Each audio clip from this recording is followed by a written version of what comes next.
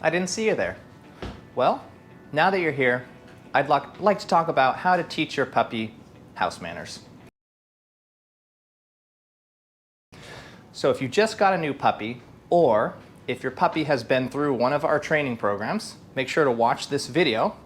We're going to talk about how to prevent your puppy from developing bad behaviors in the house.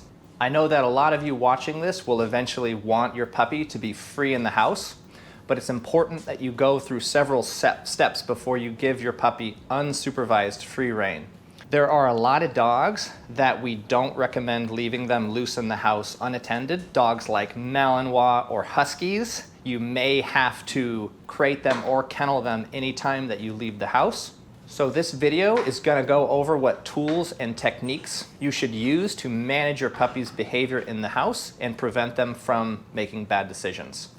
This video goes hand in hand with our potty training video, so make sure to watch that as well because it will connect a lot of the things that we talk about here. So the first concept I want to talk about is the difference between being proactive or preventative and reactive. Let's explain.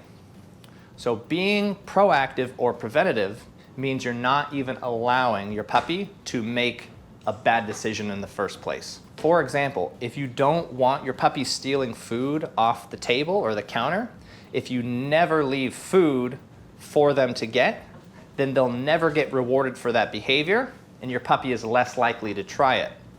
But if they're occasionally getting food when they jump up on the counter, then they're always going to want to try that because they've gotten rewarded for it. So being preventative or proactive means you're not even giving them the opportunity to do it in the first place. Being reactive means you're giving your puppy the opportunity to make a bad decision, and when they do, you correct them for it.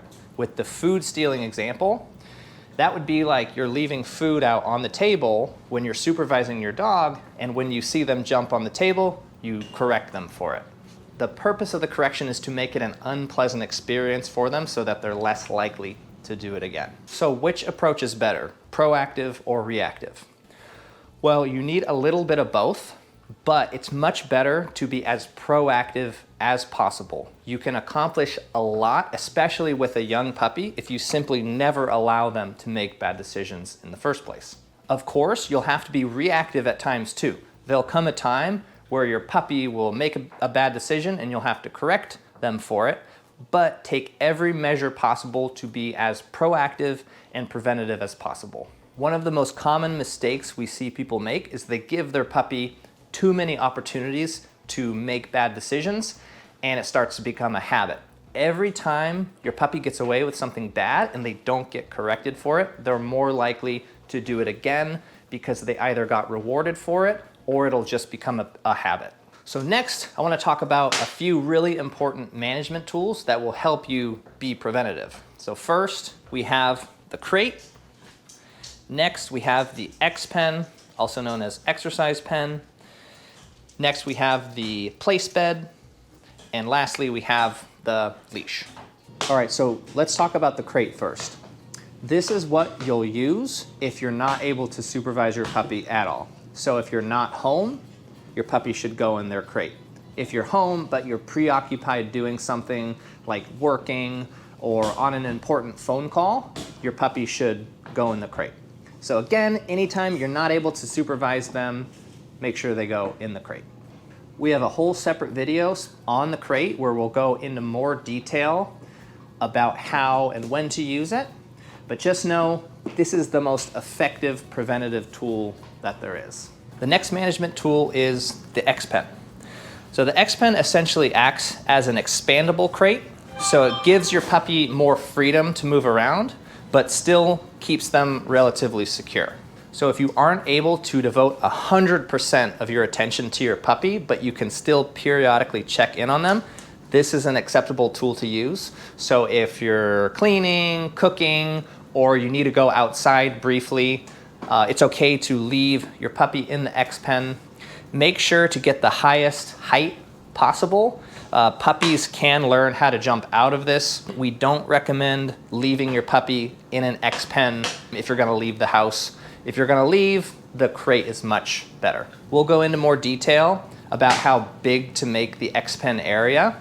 You can expand it or shrink it. As you can see here, these X-Pens aren't much bigger than these puppies' crates are. However, if your puppy is relatively good in the house, you can give them more space. You can open that area up. Next management tool is the place bed. If your puppy has been in one of our training camps, we've probably taught them the bed. This means that if you say place and you point to the bed, they have to get on the bed and stay. We have a whole separate video on the bed. It'll go into more detail as to how to use this. Also, your trainer will show you where your dog is at. So if you have a really young puppy under 4 months old, they're probably not able to stay on the bed for really long periods of time. They're also probably not able to stay on the bed if you go far away, like if you go in the other room, or if there are a lot of distractions in the house. So check with your trainer. They'll let you know where your puppy is at with this. But if your dog understands the bed, you can use that as a management tool. The bed requires the most amount of attention for you. So you can't be busy doing something else. If you're gonna have your dog on the bed, you have to be supervising them and checking in on them very frequently. So again, remember to watch the bed video, and also your trainer will show you how to practice this with your puppy. Just know some puppies, we recommend leaving a leash on them when they're on the bed. It will give you a tool. It will give you a handle that you can grab if you need to put them back on the bed. The last management tool is the leash. It's the closest way of having your dog be free in the house, but you still have a tool that you can use to correct them or prevent them from doing something they're not supposed to do. So you have three options. You can either hold the leash in your hand, you can tether it to you. The best way to do that is attach a carabiner to the leash, and then you can just clip the carabiner to your belt loop. And then the third option is you can just have your dog drag the leash. Remember, don't leave a leash on your dog unsupervised because it can get wrapped and tangled around things. So make sure you're supervising them if you're gonna have them drag it. But by doing that, you have a handle that you can grab, like I said, to correct them or prevent them from doing something. So the leash would be a great tool to use if your dog, for example, is jumping on the counter or jumping up on the table to steal food. No. But you can also use it to correct a variety of other behaviors. You can also use the leash to correct your dog if you catch them chewing on something. So if you see your dog chewing on your furniture, and with chewing, it's important to give your dog stuff that they're allowed to chew on. So when our dog is in their crate, when they're in the X-Pen, as you can see here, this puppy has a bully stick that it can chew on. It has a few other toys in there. So you don't want to deprive your puppy of stuff to chew on. However, you also want to correct them if they're chewing on something they're not supposed to. All right, so now that we've gone over the main management tools and when and how to use them, I want to answer a question that I'm sure a lot of you guys are thinking, and that is, when is it okay for my puppy to be free? To define free, free means your puppy is loose in the house, they're not in their crate, they're not in their X-Pen, they're not in their bed, they're free to roam around. If you're going to let your puppy be free, you need to be supervising them 100%, and you also need to have a tool or a method that you can use to correct them if you catch them in the act of doing something bad. So why is this? Remember, dogs live in the moment. They're not thinking about what happened 5, 10, 15 minutes ago. If you're going to correct your puppy for something, you have to correct them in the act.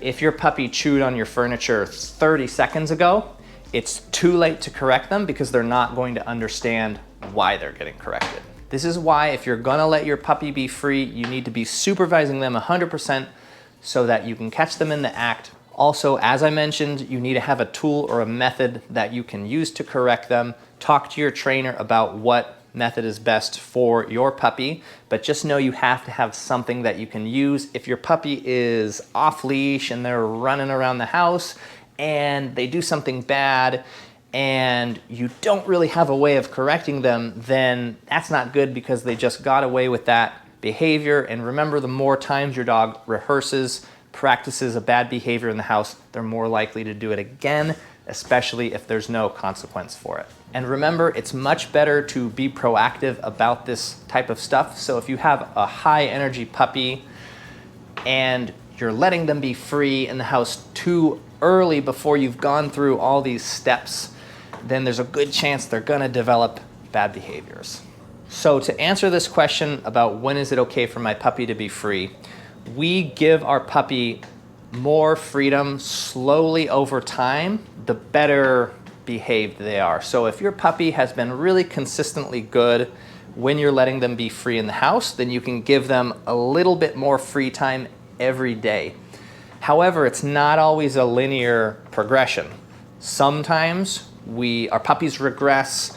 Sometimes we give them more freedom and then they start to make bad decisions. And then we have to go back a step to using our management tools more. Don't stop using your management tools completely. You may have to go back, use them a little bit more. Over time, the better your dog is, the more freedom they can earn.